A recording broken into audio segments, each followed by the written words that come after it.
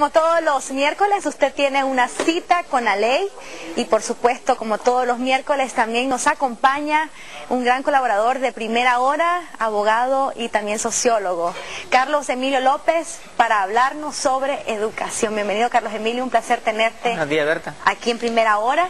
Oficialmente se anunció que este próximo 15 de febrero inicia el año escolar 2011 para nuestro país y alrededor de este tema pues surgen muchas inquietudes, ¿no? Se está hablando sobre la calidad de educación, sobre educación oportuna, y algo muy importante es el tema de la educación inclusiva.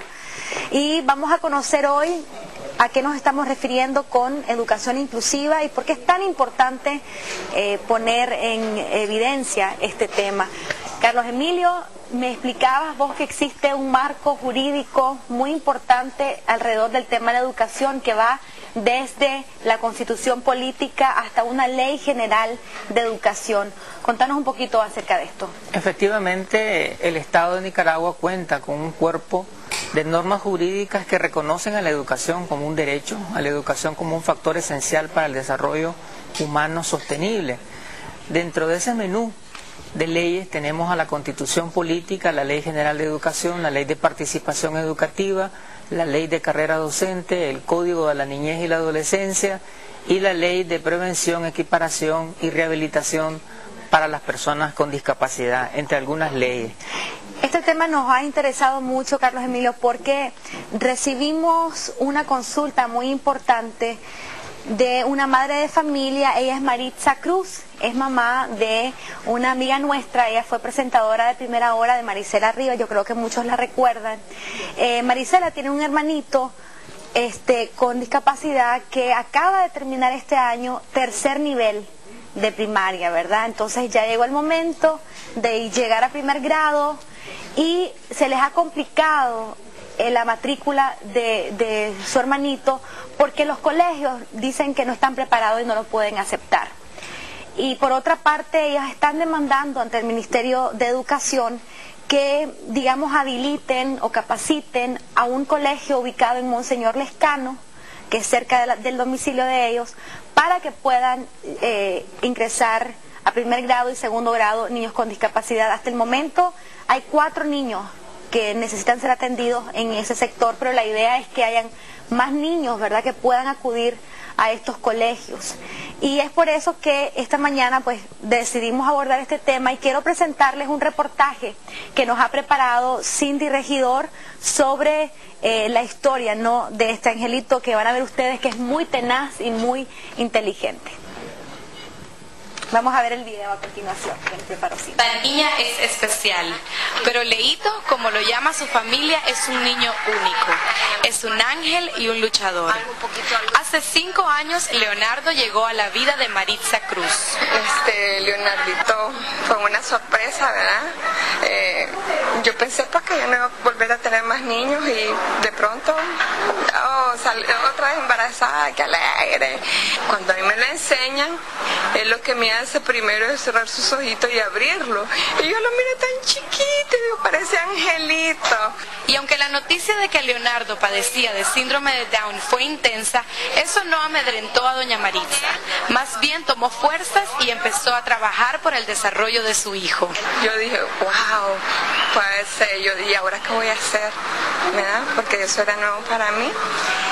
Y lo único que dije, bueno, a echarla toda y sacarlo adelante. La primera lucha que Leo junto a su familia enfrentaron fue la de mantener al niño con vida y mucha salud. Hubo un momento en que escapó de la muerte. Un milagro ocurrió en una de las salas del Hospital Bautista de Managua y así es como hoy Leo es la alegría de sus seres queridos. Yo digo que él es un niño luchador y todos los otros niños también con una discapacidad son niños luchadores.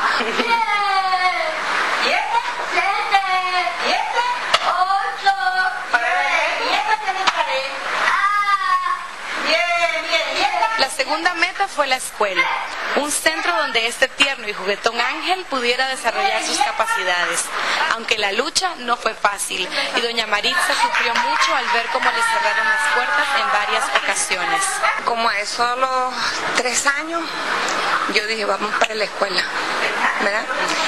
Y me dicen, educación especial, no, educación especial no, mi niño va a entrar al colegio como todos los niños porque él tiene derecho. Los avances en Leonardo son notorios. Eso hace feliz a su familia, pues el niño se ha integrado de manera óptima en la escuela a la que asiste. El niño tenía dificultad motora severa, apenas daba pasos y se caía,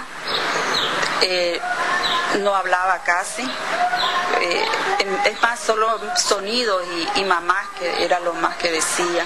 La preparación y el conocimiento en los padres es determinante en el desarrollo de los niños con capacidades diferentes.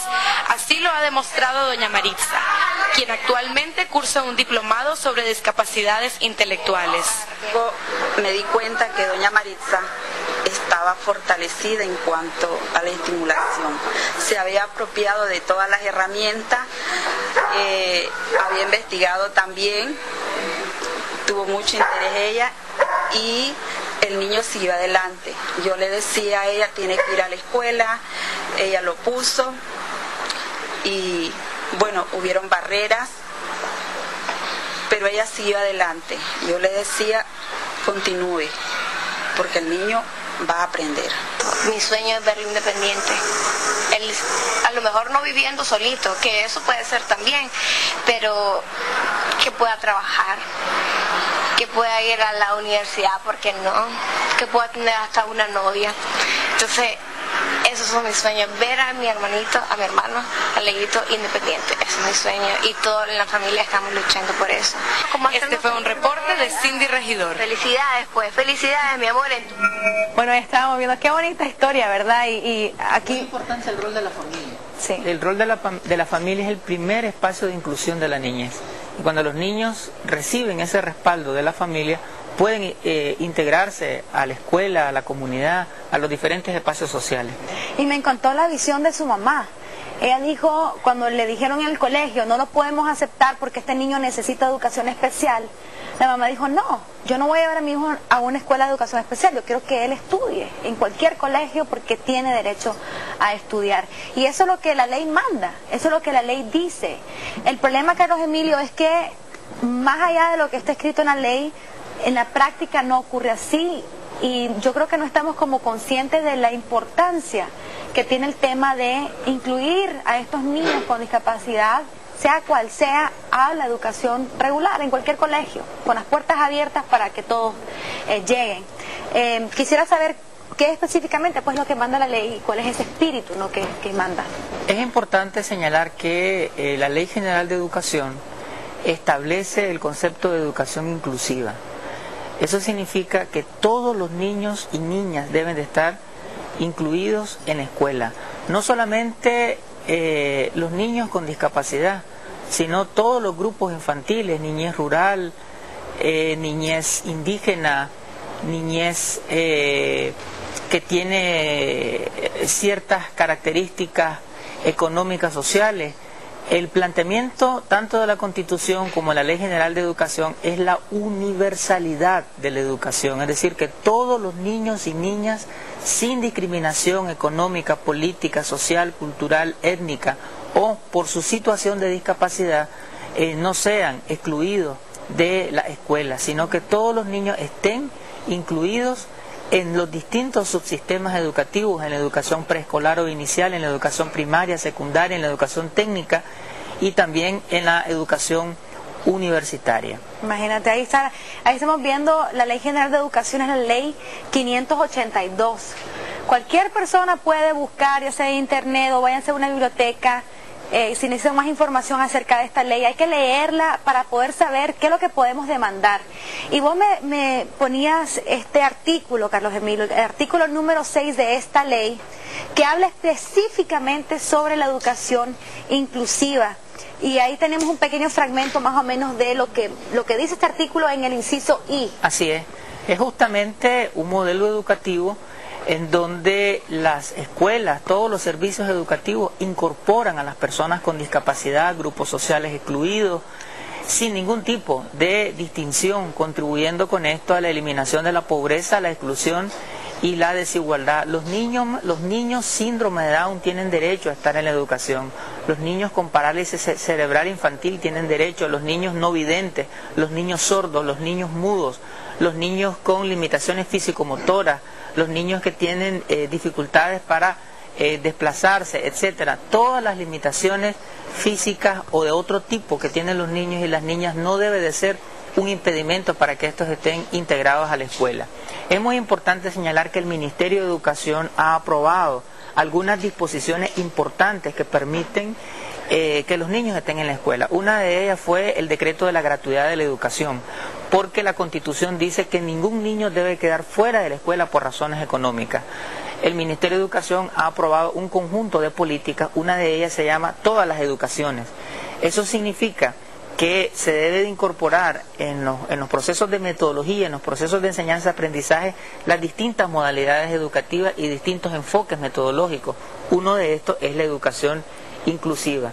Y por otro lado, el Ministerio de Educación está impulsando un proceso de formación y capacitación en las normales, que son las escuelas que forman a los formadores, de tal manera que los docentes puedan manejar el lenguaje de señas, el material braille, que es donde se comunican las personas no videntes, de tal manera que las escuelas puedan ser inclusivas. También el Ministerio tiene dentro de sus líneas futuras de acción hacer toda una rehabilitación de la infraestructura, porque hay que eliminar las barreras arquitectónicas, las barreras ideológicas que vos mencionabas fuera de cámara, como por ejemplo los temores que la gente tiene, el pensar que los niños con discapacidad son menos inteligentes, que no tienen talentos, que no tienen frágiles y les va a pasar algo, son frágiles, que son incapaces.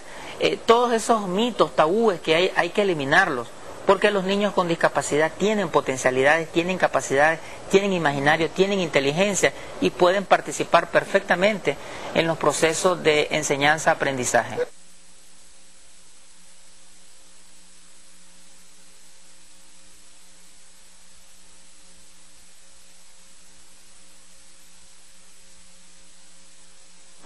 Bueno, tuvimos ahí un pequeño corte de energía, pero estamos de regreso y estamos en su cita con la ley, hablando sobre educación inclusiva.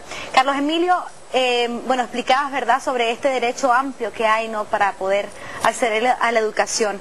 Mi siguiente pregunta sería, ¿qué pueden hacer los padres de familia, así como doña Maritza Cruz, que quiere que su hijo estudie este año primer grado, pero que ha tocado puertas en diferentes colegios y le han cerrado la puerta?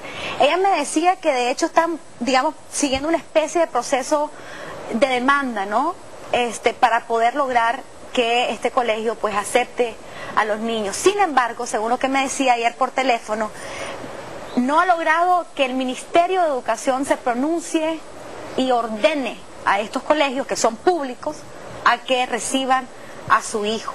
Entonces yo quisiera saber si a través de la ley, a través del marco jurídico, se puede abogar por estos niños. Considerando estas leyes nacionales que hemos mencionado, considerando los compromisos internacionales que Nicaragua ha suscrito y ratificado, por ejemplo, los compromisos de Yontiem del 90, los compromisos de Dakar del 2000 y los compromisos de Salamanca del 2006, que hablan de educación para todos y educación de calidad y con éxito para todas las personas y para todos los niños y las niñas, perfectamente esta persona puede solicitar a la delegación distrital del Ministerio de Educación que su niño sea incluido a las escuelas, porque el Ministerio precisamente está operacionalizando esas leyes nacionales e internacionales a través de programas de educación inclusiva. Antes el factor que se privilegiaba era la educación especial. Sí. Y me llamó mucho la atención Maritza, ¿no? Sí, Maritza. Que decía, no, mi niño no debe de ir a la educación especial, porque ese es el enfoque moderno de que los niños con discapacidad no deben de estar en escuelas apartes, sino que los niños con discapacidad deben de estar integrados en las escuelas regulares. Y justo esa es la política del Ministerio de Educación. Por lo tanto, perfectamente Maritza puede gestionar en la delegación distrital, que sería el distrito 2 de Managua, la incorporación de este angelito, como le llaman ustedes, al sistema educativo. Si no hay una respuesta a nivel distrital, se puede hacer en la delegación municipal del Ministerio de Educación, y estoy seguro que se dará respuesta a esta solicitud de este niño y de todos los niños de la comunidad y del distrito independientemente de cuál discapacidad, todos estén integrados a las escuelas. Yo creo que es importante que también los padres se movilicen, ¿no? Participen, demanden, porque esto también es bien importante. No es únicamente responsabilidad del Ministerio de Educación, y me encantó que vos iniciaras diciendo de que la familia es el primer círculo que tienen que incluir a los niños con discapacidad. Entonces, si los padres se movilizan, seguramente van a lograr, ¿no?, los objetivos que persiguen. Y en este sentido, bueno, decirles que acudan a las autoridades. Las autoridades están ahí para servirnos, son servidores públicos por eso. Y yo creo que si se sigue un proceso ordenado, consistente, pues vamos a lograr esos resultados. También quiero aprovechar para compartir una experiencia personal. Yo crecí en Ciudad Darío, y en Ciudad Darío existe el hogar escuela, que era un hogar para niños con discapacidad, pero entre todo, más que todo eran sordos, mudos. Y yo recuerdo que cuando estábamos en quinto grado, estamos hablando del 95, por ahí 96, 95, dos compañeros míos eran niños sordos y mudos. Y estos chavalos eran quizás hasta los que tenían mejores calificaciones que el resto de la clase. Entonces yo, en mi experiencia personal, tuve esa oportunidad de compartir, y estamos hablando, miren, hace cuántos años, pues. Ellos terminaron la primaria y luego fueron a sus departamentos, eran de Jinotega y de Matagalpa, y estudiaron carreras técnicas y se desarrollaron, y quizás ahora son padres y madres de familias exitosos. Entonces, ojalá que ese modelo se pueda reproducir en toda Nicaragua, en todas partes. Yo creo que es importante, Berta, reconocer que así como hay familias que están luchando por la inclusión de sus hijos a la escuela, hay un conjunto de organizaciones en Nicaragua que por muchos años han estado trabajando la educación inclusiva, los Pipitos, la Asociación de Padres con Hijos con Discapacidad. Tenemos también a ASNIC, a la Fundación Solidez, entre otras organizaciones. Inclusive hay una mesa nacional de educación inclusiva, donde está integrado el Ministerio de Educación, estas organizaciones que mencioné, y otro conjunto de organizaciones. También está CONAREN, que es el Consejo Nacional de Rehabilitación, que una de sus banderas ha sido la educación inclusiva. Este Consejo Nacional está adscrito en este momento al Ministerio de Salud, pero las organizaciones de personas con discapacidad han presentado una iniciativa de reforma total a la Ley 202, y uno de los planteamientos que están haciendo es que este Consejo Nacional de Rehabilitación no esté en dependencia, no jerárquicamente no esté adscrito al Ministerio de Salud, sino a la Presidencia de la República, para que desde la Presidencia se vean asuntos laborales, de educación, técnico, de crédito, etcétera, toda la gama de derechos para las personas con discapacidad y por lo tanto para los niños con discapacidad. Qué maravilloso, ojalá que así sea. Para finalizar, Carlos Emilio, entonces la recomendación para los padres de familia que estén en la misma situación que doña Maritza Cruz, es decir, que quieran que sus hijos vayan a los colegios y desafortunadamente los colegios dicen que no. Lo primero que tienen que hacer es acudir a la delegación del Ministerio de Educación. A nivel distrital. Al nivel distrital o municipal, ¿verdad? Vayan, expongan los casos, soliciten. Si no encuentran respuesta a través del Ministerio de Educación, entonces el siguiente paso es... la delegación departamental del Ministerio de Educación. Habría que decir que en realidad el primer ámbito de gestión es la escuela. Es la escuela, ok. Es la escuela. Todos los directores tienen una ordenanza de parte del Ministerio de Educación a través de las políticas educativas y a través de la Estrategia Nacional de Educación, que plantea no solamente alcanzar el 6º grado para todos los niños y niñas. Esa es una de las metas fundamentales de la Estrategia Nacional de Educación, y esa primaria es para todos los niños, sin hacer discriminación de ningún tipo, y ese es un mandato del Ministerio de Educación. Por lo tanto, la primera gestión es en el espacio micro, en la escuela. En la escuela. Si la escuela no puede, por diversas razones, hay que acudir a la delegación del Ministerio de Educación de manera local, y si no se logra con eso, bueno, entonces ir hasta las cabeceras departamentales. La unión si entre más gente esté apoyando estos temas, vamos a ver resultados pronto. Carlos Emilio, gracias por habernos acompañado, gracias por esas recomendaciones y ojalá, verdad, que doña Maritza logre ese objetivo. Le vamos a dar seguimiento a su caso y ojalá que ya para junio, en las primeras vacaciones del primer semestre, logremos contarles cómo va el desarrollo de Leonardo. Vamos a pasar de inmediato con más información y para eso está listo Iván Peña. Adelante, Iván. Muchas gracias, Berta Valle. Al inicio del programa lo